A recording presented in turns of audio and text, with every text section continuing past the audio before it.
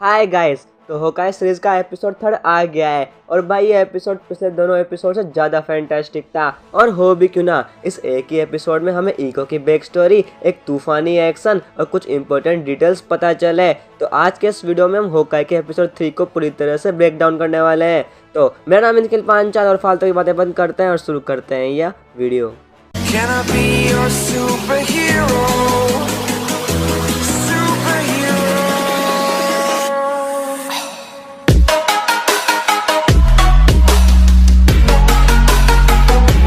Episode की शुरुआत होती है इको के बचपन के साथ, जहाँ पे वो क्लास में बैठकर और बच्चों के साथ पढ़ रही है और वहाँ हमें पता चलता है कि वो गुंगी और बेरी है और वो सामने वाले के लिप्स को पढ़कर पता करती है कि सामने वाला क्या बोल रहा है। उसके बाद हमें उसका नाम पता चलता है, जहाँ पे उसकी टीचर उसे माया बुलाती है। उसके बाद हम माया को उसके डैड के साथ देखते हैं, जहाँ वो उससे बोलती है कि वो उसके जैसे बच्चों के साथ पढ़ने क्यों नहीं जाती और इसके रिप्लाई में उसके डैड बोलते हैं कि वो काफ़ी ज़्यादा स्पेशल है। उसके बाद अगले सीन में हम देखते हैं कि माया कराटे सीख रही है और उसके डैड उसे ये सिखा रहे हैं, जहाँ पे हम देखते हैं कि वो सामने वाले मूव्स को समझ के उसे हरा देती है। और ऐसा ही कुछ हमने कॉमिक्स में भी देखा था, जहाँ पे वो सामने वाले के मूव्स को सेम टू सेम कॉपी कर लेती थी। और इन सभी के बीच में माया के डैड उससे बोलते हैं कि ये अंकल तुम्हें घर पे छोड़ देंगे, लेकिन हमें उन अंकल का सर नहीं नजर आता। अब ये कौन है ये मैं वीडियो के एंड में बताऊंगा, सरप्राइज है। लेकिन उसके बाद हम देखते हैं कि माया कराटे सीखते सीखते अब बड़ी हो चुकी है और यहाँ पे हमें क्लियरली नजर आता है कि उसका एक लेग भी नहीं है, मतलब गुंगी, बेरी और लंगड़ी।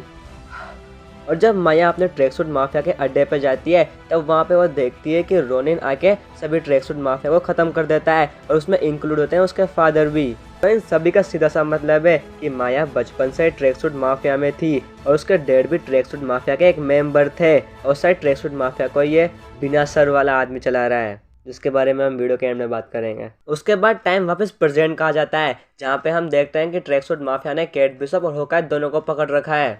जहाँ पे होकाई सबको समझाने की कोशिश करता है कि केट बिशप ने वो सूट गलती से पहन लिया था, वो रोनिन नहीं है और शायद इको उनकी बात सुनने को राजी नहीं है और उस पर हमला कर देती है। लेकिन इसी बीच होकाई अपने टेप छुड़ा के वहाँ से भाग जाता है। उसके बाद होकाई और ट्रैक सूट माफिया के बीच छुपन छुपा का खेल चलता है। इसी बीच इको और होकाई की लड़ाई होती है, जहाँ पे होकाई अपने कान का ईयरपीस तोड़ा देता है, लेकिन इसी लड़ाई के बीच उसको अपने तीर कमान मिल जाते हैं। फिर तो भाई मचाए देता है, मतलब होकाई के हाथ में तीर कमान हो और वो धमाल ना मचाए, ऐसा हो सकता है। फिर इस फैंटास्टिक फाइट सीन के बाद वो केट बिशप को छुड़ा लेता है। उसके बाद वो दोनों वहाँ से भागने लगते हैं। उसके बाद एक कार को चुरा के वो वहाँ से भागते हैं। उसके बाद जब ट्रैक सूट माफिया उनका पीछा करते हैं, तो केट बिशप उनको रोकने के लिए होकाई के तीरों का इस्तेमाल करती है। लेकिन इन सब के बीच मेरा फेवरेट सीन वो था, जहाँ पे केट बिशप एक तीर को हवा में उछालती है और होकाई का दूसरा तीर आके जब उसके लगता है, तो दोनों तीर मिलकर आपस में बड़े हो जाते हैं। ऐसा पिम पार्टिकल की वजह से हुआ, क्योंकि होकाई के तीर में पिम पार्टिकल थे और हम उसके तीर में पिम लिखा हुआ भी देख सकते हैं। मतलब होकाई कितना चालाक है, एंटमैन के जॉब छुड़वाएगा ये। उसके बाद वो ब्रिज से उसी अंदाज में कूदते हैं जिस अंदाज में होकाई द एवेंजर में कूदा था और जिसे देखकर केट बिशप उसकी फैन हो गई थी। उसके बाद वो ट्रेन में बैठ के आराम से चले जाते हैं।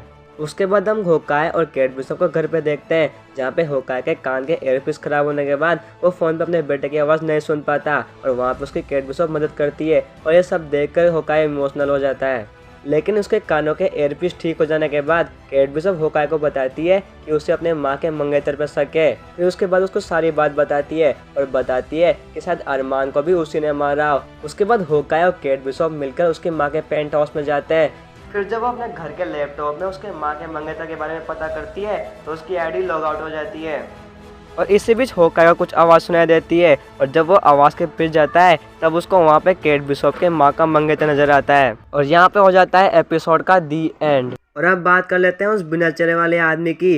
मोस्ट प्रोबेबली और कोई नहीं, किंगपिन है, क्योंकि अभी पूरे मार्केट में रूमर्स फैले हुए हैं कि किंगपिन होकाई सीरीज में नजर आने वाला है। और इस छोटे सीन में हम देखते हैं कि इस बंदे ने कोट पैंट पहन रखा है, वो भी उसी स्टाइल में जिस स्टाइल में किंगपिन पहनता था। और अभी मार्केट में कई सारे रूमर्स ऐसे चल रहे हैं कि होकाई के एपिसोड 4 के पोस्ट क्रेडिट सीन में हमें किंगपिन का कैमियो मिलने वाला है और पूरे एपिसोड 5 में हमें नजर आएगा।